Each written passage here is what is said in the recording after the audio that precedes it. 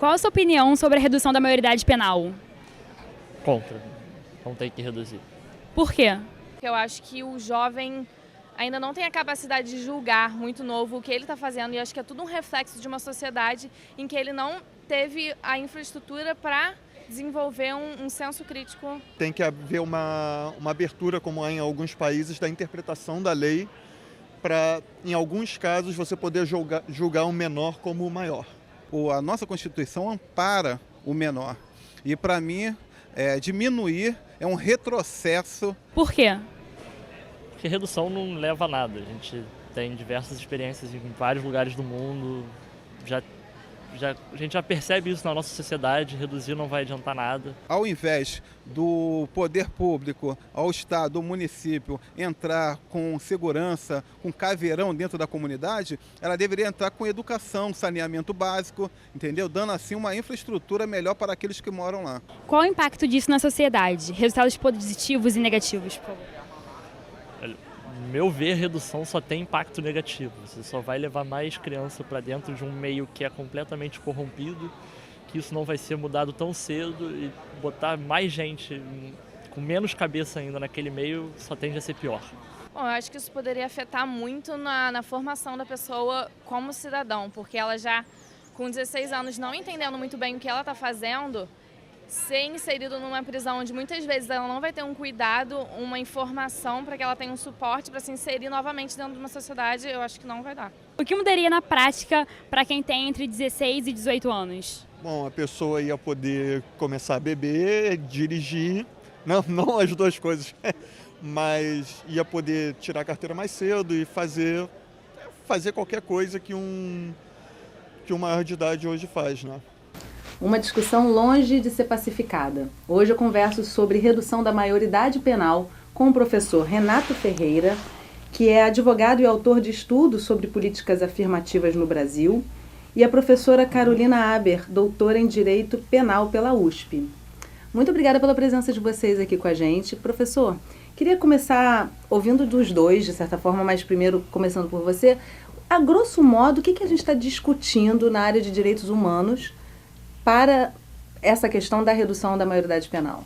Bom, há um debate constitucional a partir do ano 2000, mais ou menos, início do ano 2000, em que há uma PEC 33, tramitando no Congresso Nacional, que tenta alterar o artigo da Constituição, que coloca a idade para que se comece a considerar as ações criminosas das pessoas com 18 anos. Né? A partir de 18 anos, então, as pessoas seriam imputáveis penalmente. O que não significa que as pessoas abaixo dessa idade não sofram nenhum tipo de medida. Né? O Estatuto da Criança e do Adolescente prevê as medidas que são tratadas de maneira especial para essas pessoas. Mas então esse debate chegou ao Congresso Nacional e de uma maneira muito polarizada, ele vem avançando, a PEC vem avançando, e a gente percebe hoje que há uma certa sensação de que ela pode ser aprovada. Né, de que vai haver uma redução para 16 anos, por exemplo, é uma possibilidade. Mas o debate ele é importante porque, para mim especificamente, que sou contrário, há um falso debate. Há muitas questões que precisam ser abordadas sobre esse tema e que elas não são colocadas no debate, e eu penso que o resultado disso tudo vai ser muito ruim para a sociedade brasileira. Para além de tudo aquilo que todo mundo já comenta, quer dizer, não vai resolver o problema da violência, não vai resolver o problema do alto índice de encarceramento que há na sociedade brasileira, e também mascara uma situação que é real, quer dizer, o sistema brasileiro como um todo está falhando desde o processo educacional, porque você vai pegar as estatísticas dessas pessoas que estão nesse processo de violência, são pessoas que têm um baixo índice de escolaridade, né? E antes de cometer os atos infracionais, você pode pegar as pessoas que estão lá, eles têm então a escola falhou, a família falhou, a escola falhou, a sociedade também está falhando, e a resposta que querem dar para essas pessoas e para a sociedade, bom, então vamos encarcerá-las. Então eu penso que tem mais coisa para a gente discutir nesse aspecto. Professora, na área penal, o que se discute efetivamente? Eu acho interessante a gente observar que, por exemplo, uma das, enfim, a PEC ela está tramitando, né, tem vários projetos de lei sobre esse tema e que tentam de alguma forma alterar essa idade penal, né, de 18 para 16, e às vezes em relação a alguns crimes, né. Agora, quando o debate aconteceu na Câmara, que foi aprovada na Câmara e seguiu para o Senado, a PEC, você disse, então vamos só colocar para crimes violentos, né? E cometidos com grave ameaça. Quando a gente olha para os dados, e eu acho que daí isso tem muita relação com o que o professor estava falando, a gente precisa olhar para os dados nesse debate. Quando a gente olha para os dados, uma primeira coisa que chama atenção é quais crimes essas pessoas estão cometendo. Não é crimes contra a pessoa, contra a vida, né? Elas cometem isso, maior parte, furto, roubo e tráfico. Quer dizer, são adolescentes que estão sendo aliciados por essa realidade do tráfico de drogas e muitas vezes cometem esses crimes patrimoniais. Uma porcentagem muito pequena comete crimes contra a vida. E quando a gente viu a discussão, por exemplo, da PEC, ela estava sendo toda construída ao redor do que tinha acontecido aqui no Rio de Janeiro, com a morte daquele ciclista, que é a minoria dos casos. E aí eu até puxo esse gancho porque geralmente é nesses momentos que vem essa discussão da redução da maioridade penal. Sempre quando ocorre um crime que envolve morte ou um crime hediondo que envolva um menor.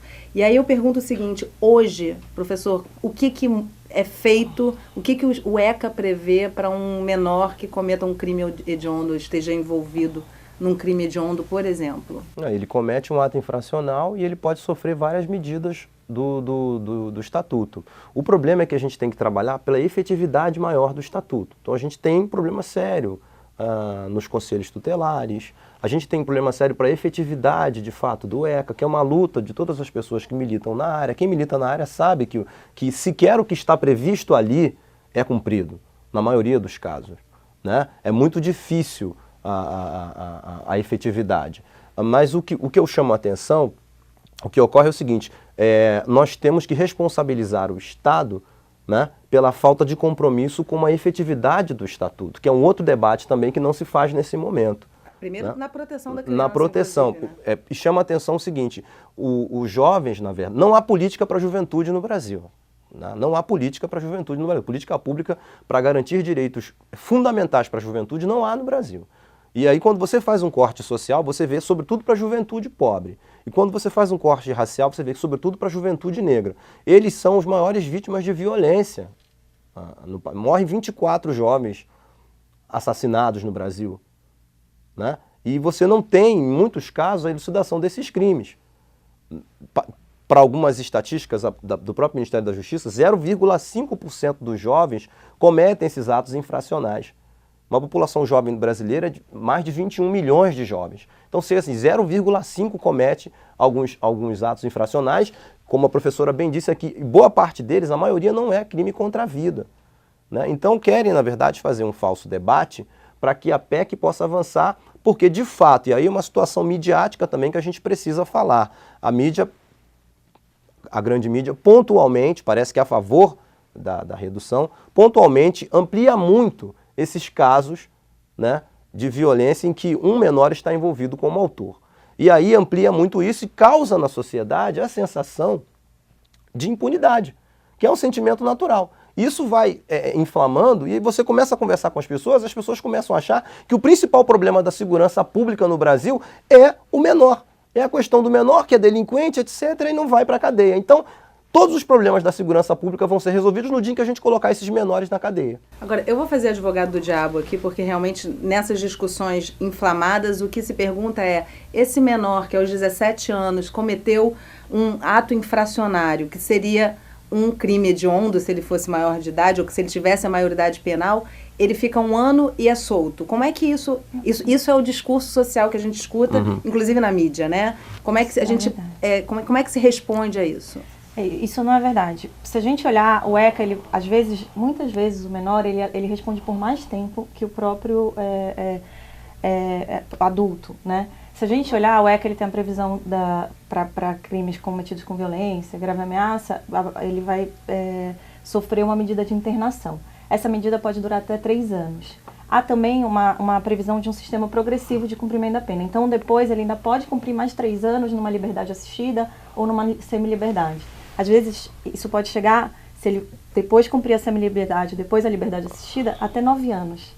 E ele não tem a previsão, como tem o adulto, de se ele tiver bom comportamento, ele conseguir um livramento condicional e sair às vezes até antes. Então, esses crimes que eu falei para você, que tem tráfico de drogas, furto, roubo, que tem penas de 4 a 5 anos, penas mínimas, e que muitas vezes a pessoa consegue ter esse benefício da redução e que acaba saindo antes, com 3 anos e alguma coisa, ela já consegue ir para um regime mais brando ou ter uma liberdade condicional, não acontece no Estatuto da Criança e Adolescente. Então isso é um mito, que não há responsabilização.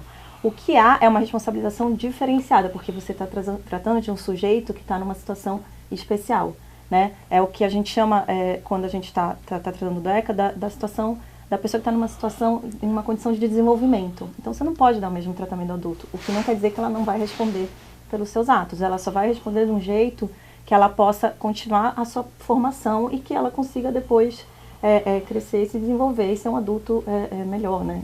Isso até traz uma colocação que é feita entre os alunos, na interferência que a gente fez com os alunos no pátio da faculdade, em que é dito que o menor ele não tem um senso crítico ou de julgar o que está fazendo. Isso é um argumento em defesa da não redução da maioridade para 16 anos? Aos 16 anos, esse jovem ainda não tem esse senso crítico?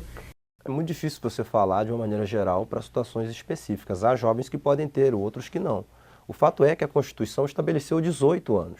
E nós temos uma série de coisas para tratar para melhorar o sistema, né, de proteção à criança e ao adolescente. Eu volto a insistir. Eles são vítimas de violência assim, absurdas.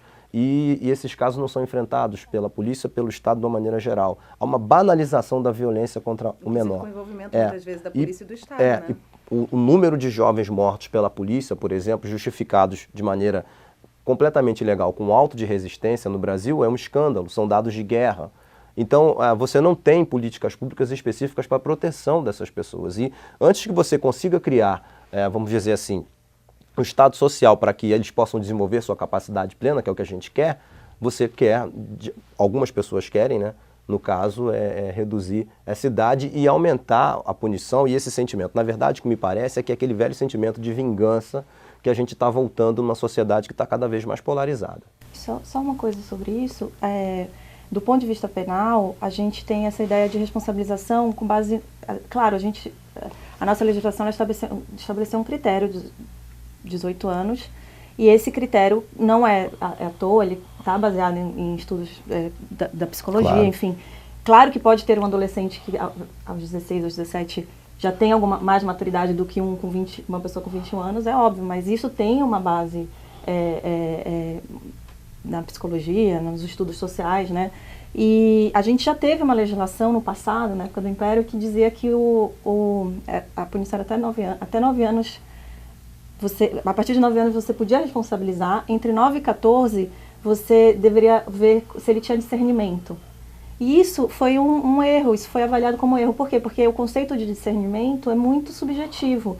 Então, em alguns casos, dizendo, claro, ele tem discernimento, ele sabe o que ele está fazendo, outros vão dizer que não, isso dava um espaço para uma subjetividade, que no final, o que se avaliou, e com a Constituição isso foi muito importante, foi dizer, olha, a gente, que consolidou isso, foi dizer, olha, a gente precisa estabelecer um critério, e a gente está dizendo que é 18 anos, e pronto.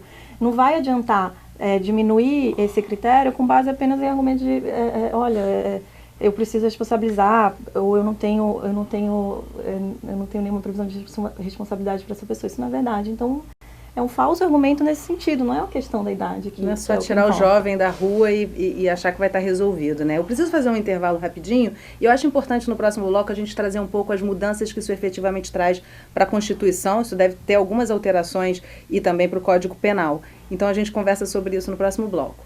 O nosso intervalo é bem rapidinho, não sai daí não que a gente volta já.